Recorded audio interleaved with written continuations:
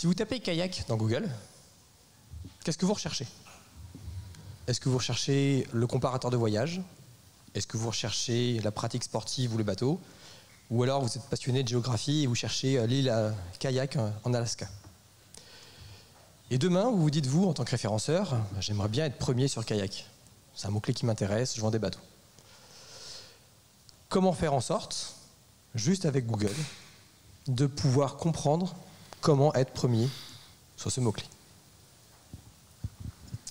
Alors aujourd'hui, on va vous parler nous, de la SERP de Google. L'idée, c'est de vous aider et de vous donner un maximum en fait, d'astuces et de tips pour bien l'analyser, bien l'utiliser au quotidien. Voilà, nous, à l'agence, la SERP, on passe beaucoup de temps dessus pour l'auditer, l'analyser et en tirer des informations pour booster sa stratégie. Donc l'idée, c'est qu'on vous présente ça. L'idée, c'est de vous donner des choses actionnables. Si vous sortez de la conférence, l'idée c'est que vous allez pouvoir appliquer des petits tips comme ça qu'on va vous donner durant cette conférence. Donc nous c'est Daniel et Axel, on travaille au sein de l'agence SEO Mix et on est aussi créateur d'une extension de référencement sur WordPress qui s'appelle SEO Key. Alors on va commencer en douceur, vous êtes tous en train de digérer tranquillement. On va faire un petit peu de définition, un petit peu d'introduction et on va commencer par dire ce qu'est une SERP. Donc voici la SERP de la SERP. Donc la SERP, c'est la page de résultats de Google. Je pense que si vous êtes là, vous savez ce que c'est. Et l'idée, nous, c'est de se dire, quand je fais une recherche comme ça en tant que référenceur, j'ai pas d'outils, j'ai pas SEMrush, Majestic, tout ce que vous voulez. Comment est-ce que je peux en tirer profit pour l'analyser et puis avoir vraiment des choses actionnables à mettre en place sur l'ensemble de mes contenus et de ma structure. D'abord, plusieurs petites choses très génériques en introduction, mais pour que ce soit clair pour tout le monde. La SERP, elle est extrêmement variable. Elle est variable pour plusieurs raisons. La première, ça je vous l'apprends, je ne pense pas vous l'apprendre, elle est personnalisée en fonction de votre historique de recherche. Est-ce que vous êtes connecté à votre compte Google? Elle est géolocalisée. Si je fais ma recherche aujourd'hui au Palais des Congrès de Versailles, je n'aurai pas les mêmes résultats que si j'étais à Nantes ou en Alaska. Il y a des résultats aussi différents, mobile, desktop.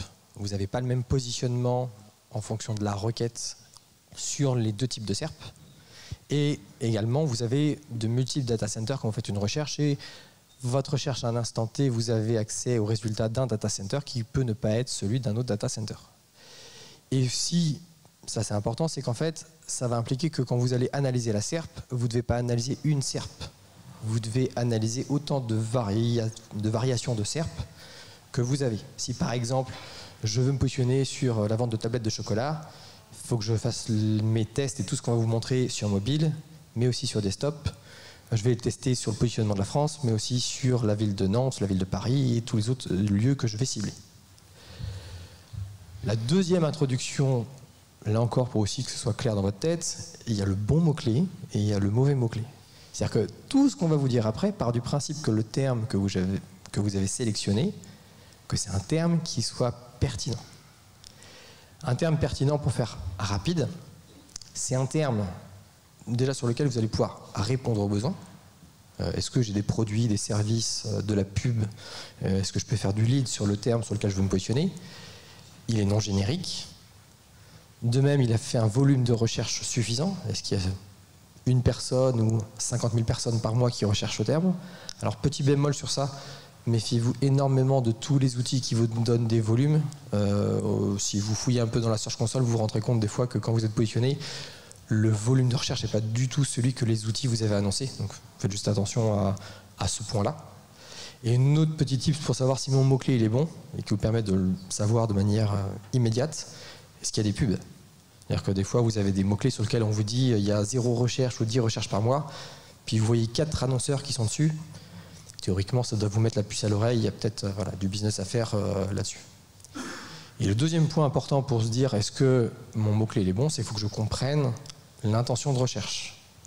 Ça, c'est assez logique, c'est quand je vais taper le mot-clé, qu'est-ce que Google veut et qu'est-ce que les internautes veulent. Si je reprends la SERP de la SERP, qu'est-ce que Google veut? Et en fait, juste en ouvrant la page, c'est très rapide, on va se rendre compte qu'en fait, sur le terme SERP, on va avoir des contenus informationnels. On a ce qu'on appelle des people also ask, donc des questions que les internautes se posent qui vont vous dire que les internautes recherchent d'autres informations complémentaires sur cette thématique. Vous allez avoir le knowledge graph à droite, donc là encore vous savez que vous êtes sur une requête informationnelle.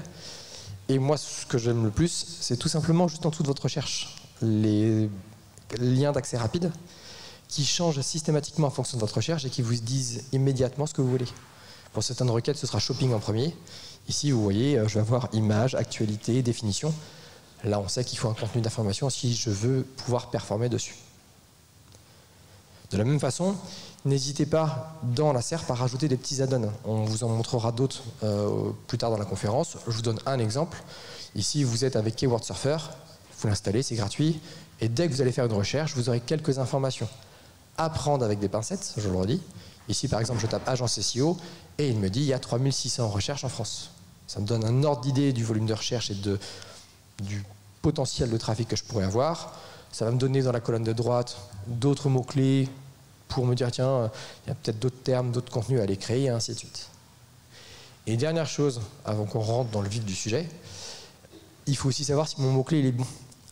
Mon mot-clé il est bon, ça veut dire est-ce que ce mot-clé vaut la peine que je crée un nouveau contenu? C'est la question, elle est simple. Ici, vous avez une capture d'écran d'un outil qui s'appelle SERP Similarity. Vous voyez dans la capture, on a mis 3 mots-clés. De mémoire, c'est logiciel de dématérialisation avec des variantes. Est-ce que je dois faire 3 contenus ou est-ce que je dois en faire un seul? Et bien, en fait, avec ce type d'outil, alors on peut le faire manuellement bien entendu, mais là c'est plus visuel pour vous faire comprendre, on se rend compte que sur ces 3 mots-clés, j'ai 7 ou 8 URL qui reviennent systématiquement. Donc, pourquoi pas créer des contenus annexes, mais il y a de fortes chances que je vais créer un contenu qui traite de l'ensemble de ces aspects et d'en faire un contenu vraiment de référence. Donc ça, c'est vraiment des questions que vous devez vous poser sur est-ce que c'est un bon mot-clé. Et une fois que vous savez que c'est un bon mot-clé, vient vraiment le cœur du sujet, l'analyse. Alors, du coup, maintenant que vous avez votre mot-clé, l'idée c'est d'utiliser la SERP justement pour en retirer des informations, en tout cas un maximum d'informations, pour déployer après la meilleure stratégie du coup sur votre site. Donc en fait, quand on analyse la SERP, nous à l'agence, on va regarder plusieurs choses. La SERP va nous aider en fait à analyser la concurrence. On va utiliser certaines commandes Google qu'on va vous donner après, qui vont nous permettre justement de retirer des informations depuis la SERP. Et pour aussi extraire des informations depuis la SERP, on va aussi vous donner une extension de navigateur qui est hyper utile. Et on peut aussi utiliser un crawler comme Screaming Frog que vous devez connaître pour récupérer en fait les URL d'un site.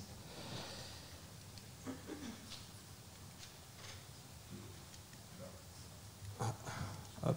Alors, du coup, quand on a le mot-clé, moi le premier réflexe que je vous conseille de faire, si vous voulez vous positionner sur cette requête-là, là en l'occurrence, le mot-clé qu'on a pris en exemple, c'est simulation impôt sur le revenu. On avait un client à l'agence qui était sur cette thématique. L'idée, le premier réflexe qu'il faut avoir, c'est déjà de taper le mot-clé dans Google. Ça va vous permettre déjà de comprendre l'intention de recherche derrière le mot-clé. Ce qu'attend Google vraiment derrière ce mot-clé, ça va vous aider. On va aussi, pour comprendre l'intention, du coup, ça va vous aider à vous projeter sur la production de contenu qu'il va falloir prévoir derrière. Et donc, le fait de taper le mot-clé, en fait, on va analyser, nous, le top 3. C'est la meilleure méthode pour comprendre ce qu'attend le moteur de recherche. On dit le top 3, après vous pouvez regarder aussi le top 10, les 10 premiers résultats, surtout le top 3 parce que c'est les meilleures positions. Et parfois dans le top 10, on a des pages qui sont positionnées, qui n'ont rien à faire là, et du coup qui pourraient venir biaiser votre analyse. Donc nous on aime bien se focaliser sur le top 3 et du coup élargir un peu le top 10 de temps en temps. Alors du coup, une fois qu'on a le mot-clé, qu'on a analysé la SERP, qu'on a compris l'intention derrière le mot-clé, qu'on a une idée un peu des sites qui se positionnent bien, le premier réflexe qu'il faut regarder pour vous faire une idée du niveau de concurrence dans la SERP, ça va déjà être de regarder les balise titles. Voilà, la balise title, tout le monde la connaît ici, je pense, ça a un poids hyper important en SEO. Cette balise title, elle doit vraiment être rédigée, optimisée pour booster votre visibilité, en tout cas sur le mot-clé qui est à cibler. Et du coup, pour vous faire une idée de la concurrence, nous, ce qu'on vous conseille, c'est vous tapez le mot-clé aussi, et du coup, vous analysez les balises titles des sites concurrents. Donc là, en l'occurrence, j'ai entouré 3 résultats. Amazon, on en parlera un petit peu après, mais surtout Castali et sur le mot-clé la fontaine à eau gazeuse, Castali et carnet de week-end, on voit que dans leur balise title, ils n'ont même pas la requête fontaine à eau gazeuse. Donc déjà, juste avec avec l'analyse de cette balise title, on va se rendre compte que finalement, il y a assez peu de concurrence sur la SERP parce qu'ils n'ont même pas le mot-clé dans la balise title. Donc ça, c'est la première chose que vous devez vraiment regarder, la balise title, pour faire une idée de la concurrence. Ensuite, ce qu'on vous conseille de faire, toujours pour analyser la SERP, elle est un petit peu plus loin dans l'analyse, c'est d'utiliser une des commandes Google que nous on utilise au quotidien. C'est la commande all in title, avec entre guillemets votre mot-clé. Et en fait, cette commande, elle va vous permettre de récupérer le nombre de pages que Google du coup, a dans son index, et qui contiennent en fait dans la balise title les mots-clés ciblés. Et donc là, en l'occurrence, sur Fontaine eau gazeuse, on se rend compte qu'il y a 70 résultats, donc il y a 70 pages web indexées sur Google qui contiennent cette expression dans la balise title. Au final, on se dit que si on fait un contenu plutôt optimisé sur son site, si on vend des fontaines à eau, voilà, on devrait au moins apparaître dans le top 100, sachant qu'on en a 70 qui sont vraiment optimisés sur la requête. Donc cette commande all in title, elle est vraiment sous-cotée. Il faut vraiment l'utiliser au quotidien pour faire une idée en fait, du niveau de concurrence. Ensuite, on va regarder quoi? Donc on a regardé les balises title des concurrents, est-ce que les mots-clés sont présents? On a regardé le nombre de résultats sur la commande all in title. Ensuite, on va regarder, nous, le top 3, et on va regarder vraiment dans le détail le contenu des pages qui se positionnent dans le top 3. On va regarder si sémantiquement, les pages, elles sont optimisées. Est-ce que ces pages-là répondent bien à l'intention? Voilà. Et on va s'en inspirer, du coup, derrière pour produire notre contenu. Idem, on peut aller un petit peu plus loin dans l'analyse en regardant le top 10. Et au-delà du contenu, de la partie textuelle des pages qui se positionnent dans le top 3 ou le top 10, il faut aussi, vous pouvez aller un petit peu plus loin en analysant le profil de lien. Donc, est-ce que ces pages-là ont des backlinks, combien, sur quelle encre, et ça va aussi vous donner une idée en fait du plan d'action qu'il va falloir déployer derrière pour vous positionner sur ce mot-clé. Quand on analyse la SERP aussi, on va essayer d'identifier la typologie des sites qui ressortent. Est-ce que sur votre mot-clé, vous avez beaucoup de petits sites, ou des petits blogs avec peu de domaines référents, qui n'ont pas un contenu très très riche? Donc là, en l'occurrence, si on a ce type de site, on est sur une SERP qui est assez peu concurrentielle. Ou est-ce qu'au contraire, on a des sites importants avec des gros domaines, avec beaucoup de puissance? Là, en l'occurrence, on serait sur une SERP un peu plus concurrentielle. Et pour aller encore plus loin, est-ce que dans votre thématique, on a des sites spécialisés? Vous devez savoir que du coup, Google aime bien les sites thématisés. Pour le coup, si on veut se positionner sur la thématique de la fontaine à eau, si je reprends mon exemple, si dans le top 10, vous avez que des sites thématisés sur la fontaine à eau, que des e-commerçants par exemple qui vendent des fontaines à eau, si votre site il est un peu générique, vous allez avoir, à mon avis, avoir du mal à rentrer dans le top 10. Donc ça, c'est un élément important à prendre en compte quand on analyse la SERP, qui est la typologie des sites. Et après, pareil, on va regarder aussi est-ce qu'on a des gros acteurs, des gros médias. Si on n'a que des gros médias dans le top 10, si vous n'êtes pas un site média, inutile d'aller chercher à se positionner. À mon avis, vous aurez beaucoup de mal, en tout cas pas à court moyen terme. Voilà. Donc c'est vraiment important de se faire une idée en fait, de la typologie des sites qui ressortent pour se projeter et se dire ok, est-ce que je veux vraiment pouvoir me positionner sur cette requête? Est-ce qu'elle n'est pas trop concurrentielle? Est-ce qu'il y a de la place? Également, on va regarder s'il y a des forums, des liens vers des réseaux sociaux qui ressortent et des fiches produits Amazon ou des catégories de produits Amazon. Souvent, si vous avez ce type de liens qui ressortent en fait dans les SERP, c'est souvent en fait des pages qui sont assez pauvres, qui sont parfois très profondes, des forums. Il faut pour trouver la page, il y a plusieurs clics à effectuer depuis la page d'accueil pour aller chercher la page qui se positionne. Donc tout ça, c'est des pages assez pauvres et au final, c'est des sites qu'on va largement dépasser en SEO si on fait une page qui est bien pensée, bien optimisée. Idem, Amazon, il ne faut pas trop en avoir peur, même si c'est un gros domaine. Pour le coup, les pages des fois qui ressortent, c'est des pages qui sont assez pauvres en termes de contenu, c'est des pages qui sont mal maillées, qui n'ont pas de texte unique. Et donc pour le coup, finalement, des fois, on va mieux faire en termes de positionnement, il ne faut pas en avoir peur. Et également, regardez s'il y a des résultats enrichis qui ressortent, est-ce qu'il y a des images, des vidéos, ça va vous aider aussi du coup à produire votre contenu derrière. Est-ce qu'il y a des positions zéro? La position 0, du coup, ça ne va pas forcément générer de trafic sur votre site puisqu'on va directement proposer la réponse à la requête de l'internaute dans Google. Donc, ça va faire de la notoriété. Mais voilà, tous ces éléments-là, aussi directement dans la SERP, il faut les prendre en compte avant de mettre les moyens en fait, pour aller chercher de la visibilité sur un mot-clé. Un autre élément qu'il faut regarder, alors ça c'est plus dans le temps, il faut aussi avoir des outils, après vous pouvez le faire à la mano, mais là on va aussi parler de volatilité de la SERP. Est-ce que c'est une SERP, est-ce que le top 10 sur votre mot-clé sur lequel vous voulez vous positionner, est-ce que du coup c'est systématiquement depuis plusieurs mois ou années, est-ce que c'est les mêmes URL qui se positionnent, auquel cas on serait sur une SERP peu volatile, assez stable. Du coup, si on est sur ce type de SERP, c'est souvent plus compliqué d'aller déloger en fait, des URL et de se positionner dans les premiers résultats. Donc ça, c'est la capture de gauche. On voit qu'on a, voilà, là j'ai masqué les mots-clés. On est sur une SERP qui ne bouge pas beaucoup dans le temps, systématiquement les mêmes URL. À droite, on voit qu'on a une SERP qui bouge un peu plus. On a des nouvelles URL qui rentrent, qui sont rentrées en première page. On en a qui sortent. Donc pour le coup, si c'est une SERP qui vit un peu plus comme ça, qui est très volatile, vous, si vous arrivez avec votre page derrière, vous avez plus de chances, en tout cas, de rentrer dans le top 10.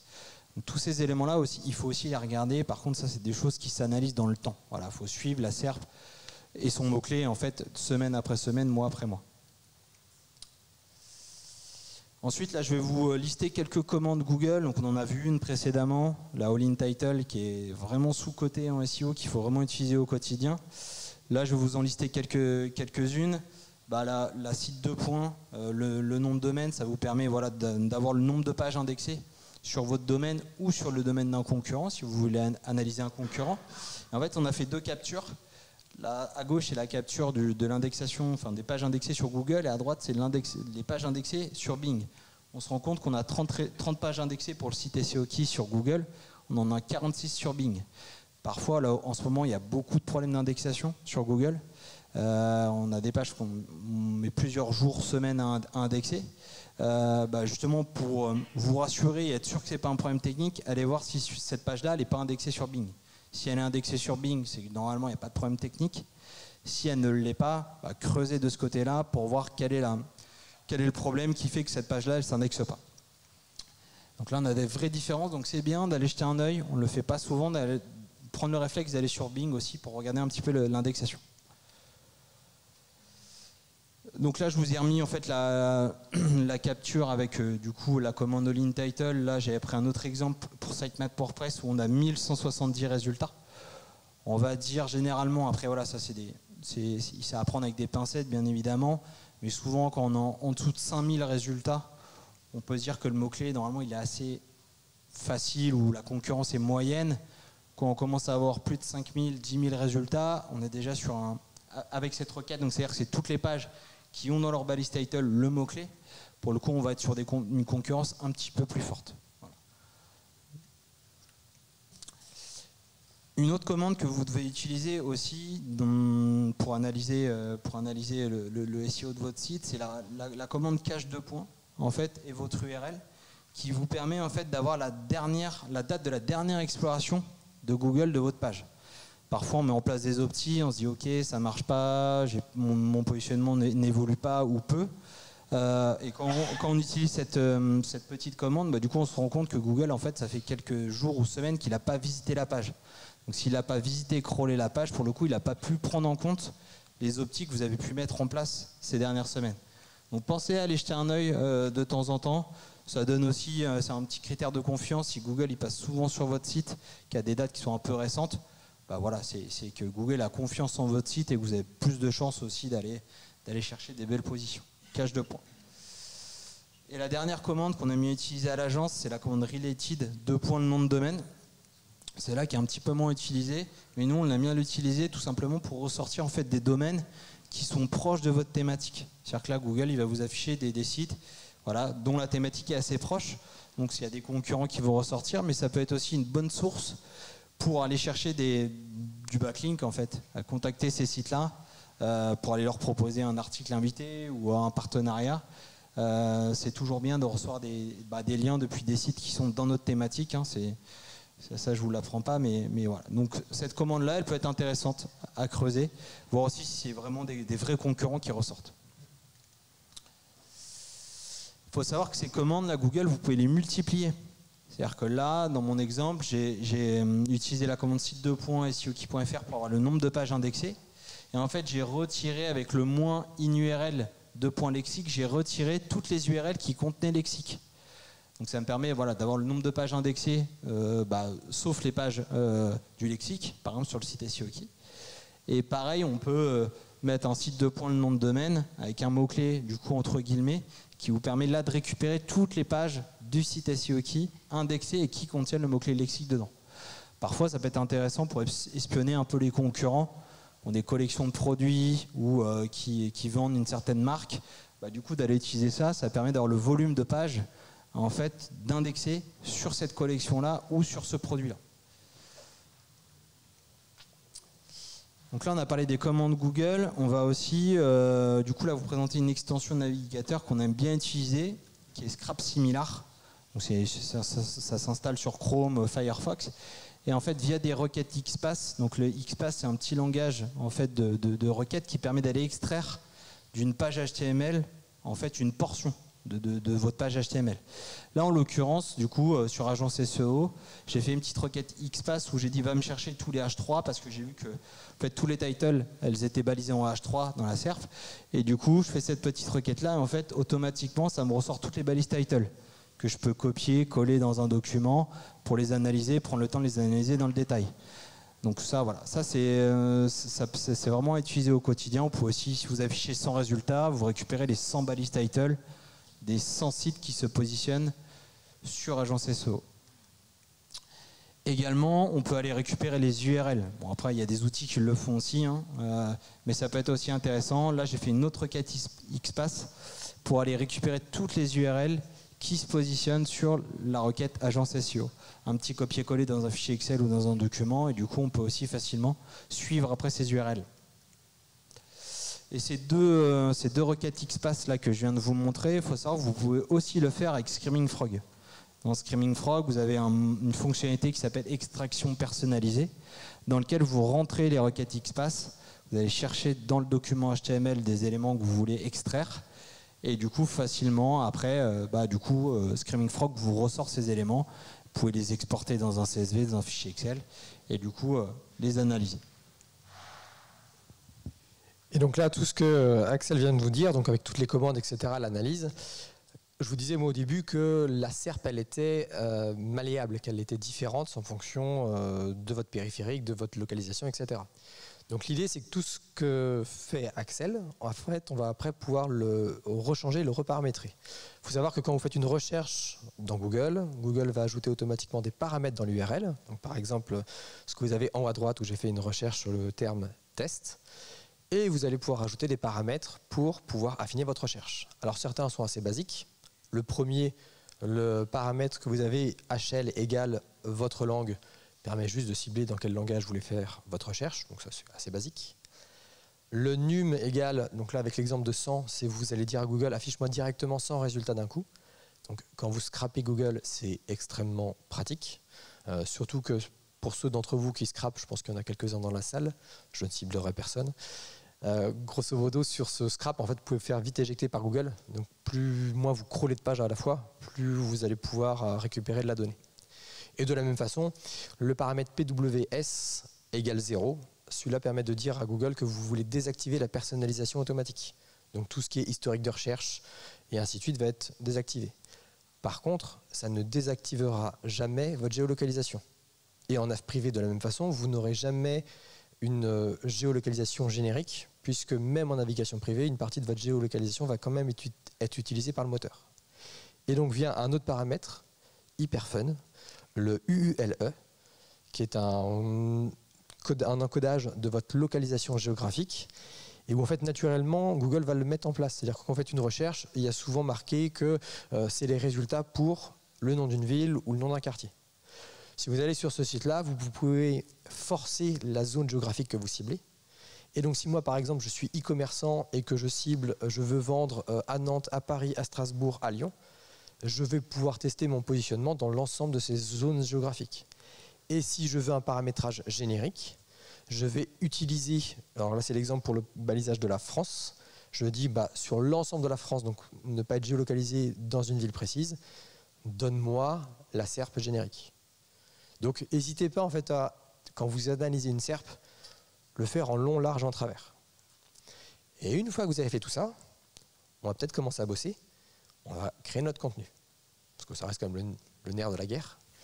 Et donc, alors là vraiment très basique, nous l'analyse de la SERP elle est très simple, c'est que si j'ai un type de contenu enrichi, si j'ai un type de résultat dans la SERP, je sais qu'automatiquement je dois l'avoir, soit pour favoriser mon apparition, soit pour le rendre plus crédible. Si Google affiche des résultats vidéo, il me faut impérativement des vidéos dans le haut de mon contenu. Si j'ai des résultats images, il va m'en falloir également. Si Google n'affiche que des fiches produits ou que des catégories de produits, je sais que moi, le contenu que je vais devoir créer, c'est exactement ce type de contenu. Vous verrez, dans certaines SERP, il n'y a que des catégories de produits. Ça ne sert à rien de vouloir vous positionner avec un contenu informationnel, puisque ce n'est pas ce que Google attend en termes d'intention de recherche. Et ça, c'est hyper important. Et une fois que vous avez compris ça, on va venir étoffer un petit peu. Là encore, je pense que je ne vous apprends rien, mais pour certains types de contenus, il y a les balisages correspondants. On va faire un balisage produit, un balisage avis client, un balisage vidéo, un balisage image. Ça va faciliter le travail. Très souvent, Google n'a pas besoin de ce balisage pour comprendre votre contenu, mais plus vous allez lui faciliter le boulot, plus il va crawler facilement, plus il va indexer facilement, et plus il va trouver votre site crédible. Donc ça, c'est vraiment des choses que vous devez faire de manière systématique. Alors sur cette partie contenu, deux petites astuces supplémentaires. La date de publication, souvent c'est une date qui apparaît dans la SERP, on l'a tous déjà vu quand on fait une recherche. Cette date de publication, n'hésitez pas à la mettre à jour assez régulièrement. Déjà ça donne un peu plus confiance à l'internaute qui voit votre résultat directement dans la SERP d'avoir une date récente. Donc ça c'est un premier élément à prendre en compte. Donc mettez à jour la date sur votre article, sur votre page. Et le fait de mettre à jour aussi souvent votre date de publication, ça permet en fait à votre article de remonter sur votre page d'accueil. C'est souvent le cas sur les sites WordPress. Après, sur d'autres CMS, je pense que c'est aussi le cas. Mais le fait de rebasculer votre article sur la page d'accueil, ça va lui redonner un boost. C'est-à-dire que votre page d'accueil, c'est une page qui est assez forte en SEO, qui reçoit beaucoup de liens.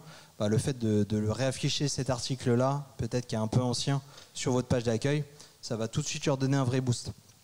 Ça, c'est des petits tips aussi. C'est important, ça marche. Mettez à jour vos dates, remontez vos articles sur la page d'accueil et vous verrez qu'ils prendront un petit boost en SEO. L'autre point sur la partie contenu, c'est vraiment de s'imprégner des PA que Google va remonter aussi directement sur la SERP, donc toutes les petites questions et les recherches associées pour venir étoffer votre contenu. Bien baliser ces questions-là, ça va permettre aussi à votre contenu d'être plus riche sémantiquement et du coup de mieux se référencer. Autre astuce, vous pouvez aussi aller espionner les fiches My Business de vos concurrents ou tout simplement même la vôtre. Ouais, on a un système de questions qui est possible, questions-réponses sur les fiches My Business. Pour le coup, vous pouvez vous en inspirer de ces questions-là. Là, on a mis l'exemple de Decathlon Nantes où on a un internaute qui demande avez-vous un rayon pêche ? Avez-vous des munitions pour la chasse de tel type? Du coup, ces questions-là, vous pouvez vous en inspirer pour les ajouter soit sur vos pages produits, soit sur des pages catégories, soit dans des articles, pour venir enrichir du coup votre contenu. Donc, soit on prend les questions de sa fiche My Business, on va aussi observer les questions qui sont posées chez les concurrents en fait. Donc ça, c'est un vrai petit plus aussi pour booster votre contenu. Ensuite, dans les autres choses qu'on aime bien faire, c'est vous prenez un mot-clé, vous analysez la SERP, vous voyez vos concurrents, c'est mettre en place ensuite un monitoring de ces concurrents. Alors, soit manuellement, soit avec des outils, parce que ça va quand même être beaucoup plus pratique et beaucoup plus simple. Mais l'idée, c'est de vous dire si sur ce contenu-là, le concurrent fait une modification, quelle qu'elle soit, il modifie le texte, il modifie la title, il rajoute du contenu, il publie des articles annexes, plus je vais les monitorer, plus je vais pouvoir anticiper. Puisque s'il fait une modification, déjà, si son positionnement s'améliore, ça va me permettre de comprendre pourquoi ça s'est amélioré. Et ensuite, si ça s'est amélioré, je peux faire la même chose. Je peux moi aussi venir étoffer de la même façon, améliorer et ainsi de suite. Donc ça, c'est des choses, nous, qu'on met en place très souvent et ça va permettre de pouvoir être beaucoup plus réactif sur le positionnement sur un mot-clé précis. Dans les autres choses aussi qu'on fait, c'est les forums et les réseaux sociaux. Pour une simple et bonne raison, c'est qu'en fait, quand vous avez dans la SERP un forum ou un réseau social qui ressort, ce qui est intéressant, c'est pas d'analyser uniquement le résultat qui apparaît, mais après d'aller farfouiller. Pourquoi? Parce qu'en fait, quand vous prenez un forum, alors pour ceux de la vieille école qui, comme moi, faisaient que ça quand on était jeune, en fait, vous allez avoir un contenu qui se positionne et en fait, après, vous aurez plein de conversations, plein de pages de pagination avec des échanges sur le sujet. Vous aurez d'autres sujets de conversation dans le même forum. Et en fait, c'est une source d'informations énorme pour créer du contenu soit complémentaire, soit pour venir étoffer le contenu principal. Et donc ça, c'est des choses, nous, qu'on fait systématiquement parce qu'en fait, où on va récupérer du contenu que les autres concurrents ont tendance à ne pas rédiger ou à tout simplement oublier. Dans les autres choses, après, qu'on va se poser comme question, c'est qu'une fois qu'on a fait ça, quel est l'avenir de la SERP? En ce moment même, il y a Vincent qui est en train de discuter d'intelligence artificielle. Et qu'est-ce que ça change? Vous avez tous entendu parler de Bard qui va arriver, avec là ici une petite capture d'écran d'un des tests qu'a fait le site Abondance récemment. En soi, ça ne change rien. Pour la simple et bonne raison que dans la SERP, en fait, je vais avoir aussi la même analyse. C'est-à-dire que quand Google va déployer Bard, et ici, par exemple, vous voyez, j'ai une recherche sur qu'est-ce que je dois aller voir à Paris, à part bien sûr aller au SO Campus parce qu'il ne faut surtout pas le manquer à Paris. Et ben, l'idée, c'est de se dire, je vais faire la même analyse en fait. Je vais regarder quel est le contenu que l'IA va mettre en avant. Donc comment est-ce que moi, je peux faire en sorte que ce contenu, ce soit moi qui soit dedans. Les contenus qui apparaissent sur la droite, et ben, je vais regarder comment ils ont été écrits, comment ils ont été rédigés, quand est-ce qu'ils ont des backlinks, comment ils sont maillés sur le site concerné, ainsi de suite. Et en fait, on va avoir exactement la même démarche. Alors c'est sûr, quand je dis que ça ne changera rien, ça changera plein d'autres choses, on est d'accord. Mais en tout cas, quand je me dis je dois analyser la SERP, c'est juste une nouvelle interface que Google propose. Et c'est exactement la même chose que quand Google a mis en place la position 0, quand ils ont mis en place le knowledge graph dans la colonne de droite, quand ils ont créé le local business et tout ce que vous voulez. C'est à la fois un danger parce que ça change les choses, mais c'est surtout une opportunité. Et je vais me dire, bah moi maintenant, comment est-ce que je fais pour être ici et ne pas être tout en bas dans les résultats naturels classiques. Et si vous avez des questions, nous sommes à votre disposition.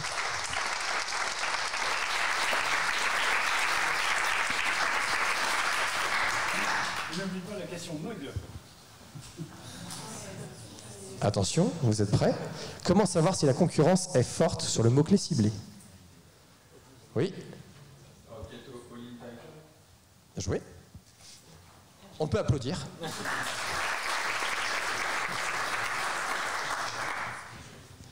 Voilà, si vous avez des questions, n'hésitez pas, on ne mord pas.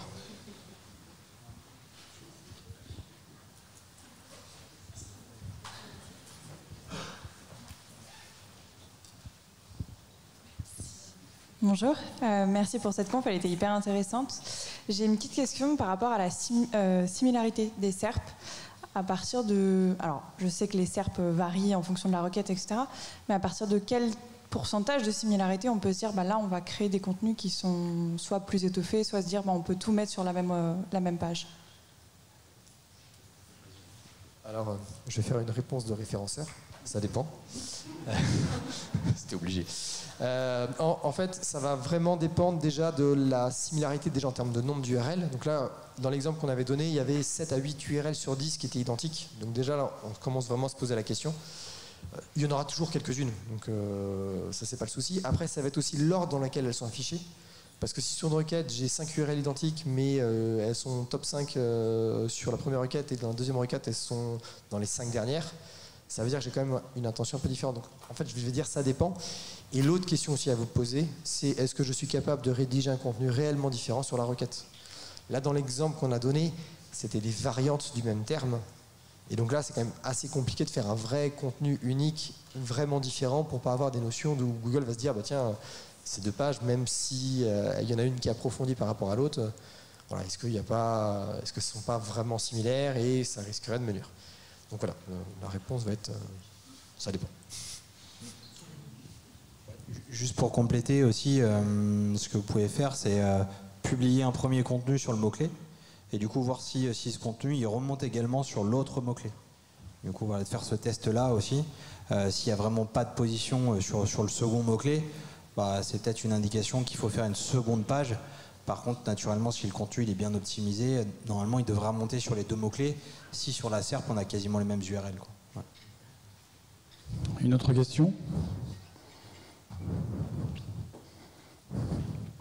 Oui, non?